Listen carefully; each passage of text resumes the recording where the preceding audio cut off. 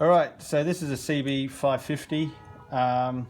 We've actually just had it on the dyno here at Moston, where we've realised that it's actually running a little bit rich in the mid-range. So we need to do the needles. Just need to sort out the needles. Now, I've just looked online. People think that, well, some people, hopefully not everyone, don't believe that you can actually do your needles on a 78 CB550 with the mechanical slides. It's really not that hard. You just take the top off. It is harder than your normal needles, but definitely easier than keeping your wife happy or something like that. So I'm just going to show you quickly. First thing is you take that out there. Then you can see that this moves quite freely. Next, for me, I remove that from that. So this can be probably the trickiest part of the, or second trickiest part of the whole thing. But once again, it's not impossible. That's the spring off. Now just watch when you're doing this that you're not bending anything too much. Also that you're, there you go, turns around. That's out now. That's going to come out. When you're putting it back in, you want to make sure that your needle goes into the hole and that you don't lose the spring, you don't lose any of this stuff actually. So there's actually two Phillips heads in there. They can be a little bit tricky to get to. On one side you have to sort of go on an angle, but you do need a reasonable sized, you want like a size 2 Phillips head, because that's one of them, because otherwise they're quite easy to stuff up those little screws, and you know, there's nothing worse than having to replace them. So that one, there he is.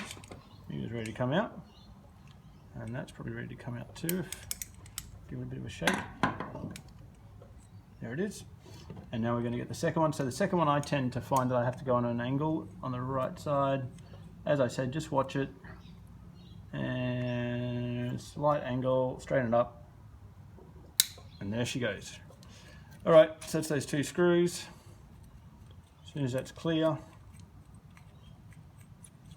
now a pretty major part of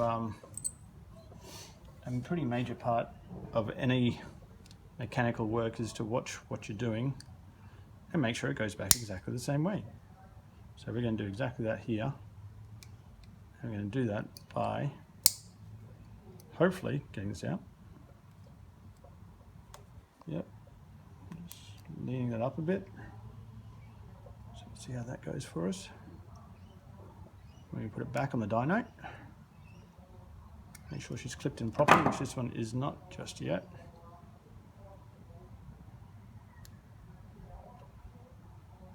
Oh, it's close. These clips can be quite easy to lose, so just be careful when you're adjusting them as well, that they don't flick across the workshop. Okay, so that's in. So look, all I was going to mention was that if you look at inside there, can you see right in there, there's actually a straight line on that edge, and that is the same as that line there. So make sure you don't do it around 180 degrees around the wrong way. Make sure it goes in exactly the way it came out, which is like so. But anyway, look, that's basically it. I'm just going to put that back in, put this one back on. This is the boring part. Reassemble it, get that spring in the right way. Now, when you're doing this, you just got to remember that they've got a notch there, goes to the left-hand side as you're sitting on the bike, and also if you look underneath, it's got the slight rise that goes towards the back. So that's easiest way of figuring it out. Just put the screws back in. Make sure you put the spring back in. And finish it off. Do all four exactly the same, obviously, and you're good to go. All right, best of luck.